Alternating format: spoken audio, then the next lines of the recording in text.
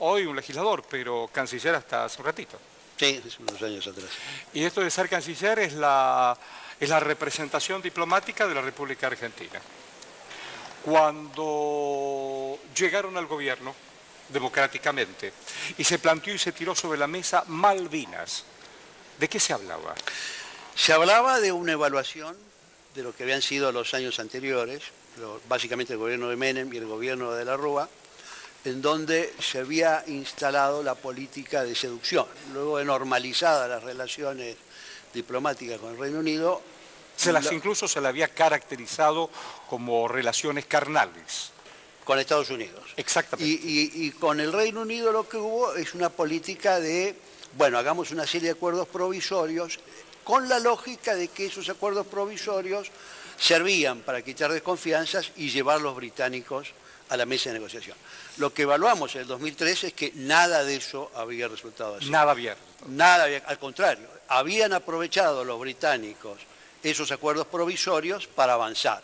Licencias de pesca, donde roban nuestros recursos renovables, que eran de un año, pasaron después a 5 a 25 años. O sea, ellos siguieron avanzando y los acuerdos y los compromisos que se habían tomado en nada sirvieron para sentar a los británicos a la mesa. Es más, ellos aprovecharon esos acuerdos para construir la idea de que luego de la derrota en la guerra se acabó el reclamo de soberanía y por lo tanto lo que queda es solo normalizar una relación y que ustedes, los argentinos, acepten eso. Yo a veces no entiendo las relaciones bilaterales, cuando de pronto ellos ni siquiera se sientan a descolonizar, porque no les interesa ni Malvinas ni Gibraltar, pero continúan y deben darse relaciones bilaterales para comprar y vender. ¿Cómo se entiende eso? Bueno, eso es el mundo complejo y las cosas que vienen de la historia. O sea, ellos hicieron en 1833 esta apropiación, esta usurpación a la Argentina, que fue antecedida, quizás no casualmente, en 1831 por un ataque de naves de los Estados Unidos de América por el tema de las focas. Entonces, lo que vimos en el 2003 es que había que hacer un cambio, que teníamos que tener una política que tuviera dos grandes elementos. Uno, firmeza frente a ellos, no cederle cosas porque sí, sin nada a cambio, punto primero. Segundo, en eso entran los vuelos, los charters y varias de esas cosas. Y el segundo punto, tenemos que retomar mucho más activamente una política internacional de reclamo y de defensa de nuestros derechos soberanos, en particular en nuestra región, en América del Sur y con los vecinos. Esas fueron las dos grandes tareas. Transformemos el reclamo en un reclamo regional, volvamos a ponerlo en la agenda internacional y seamos firmes en la relación bilateral. Yo digo cuando, bueno, en estos días últimos, familiares, luego de un trabajo importante de antropología forense, se recupera identidades. Está muy bien. Y el gobierno hoy asume que esta iniciativa casi le corresponde. Sí, bueno. ¿Eso no se hizo en el gobierno de Cristina? ¿No? Sí, eso se empezó, hubo primero todo un trabajo de familiares, había división mucho en los familiares, algunos querían, otros no, se fue formando un consenso, y ya en el 12, la entonces presidente Cristina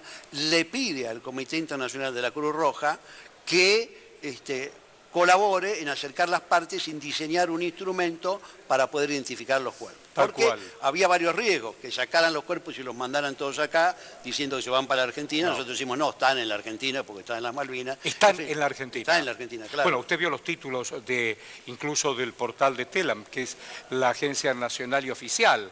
Titularon, regresaron al país los familiares. Al país, no, queridos colegas, no es así.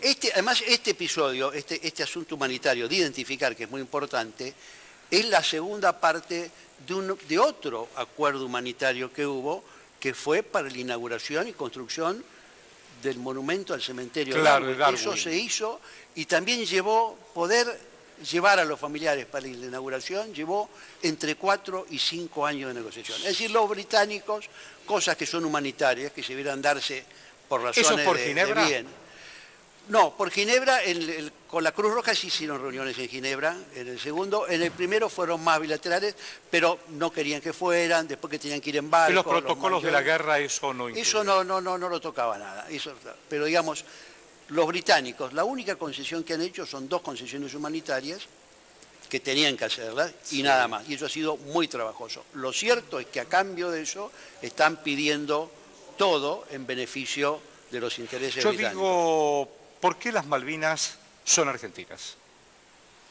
Son argentinas porque hay toda una documentación muy larga que prueba que eran parte de lo que fue la América hispana y que por lo tanto como parte del virreinato del Río de la Plata pasaron a Argentina, hubo gobernadores argentinos, se ejercía el dominio, en fin, hay una serie de cuestiones.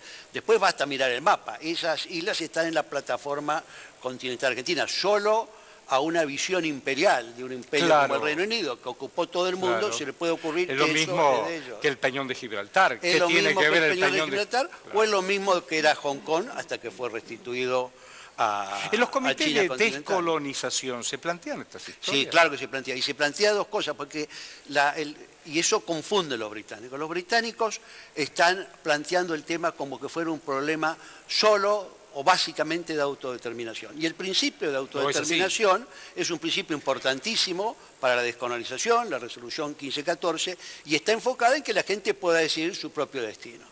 Muy bien. Ahora, ¿cuál es el otro principio que habla el proceso de descolonización? La integridad territorial. Claro. En el caso de las Malvinas, lo que priva es el principio de la integridad territorial, porque la población argentina que había en las Malvinas fue echada y lo que hay es una población trasplantada, es una población de ocupación, no es un pueblo oprimido que tiene que liberarse. Por eso es que no vale en las islas, porque no hay un pueblo, no corresponde el principio de autodeterminación. Y por eso la resolución de Naciones Unidas dice que hay que resolver la cuestión de soberanía teniendo en cuenta los intereses de los isleños. Hay que respetar los intereses de los isleños, no sus deseos.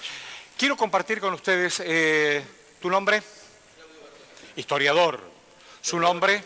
Roberto Carvajal. Muchísimas gracias. Piloto. No, parte técnica.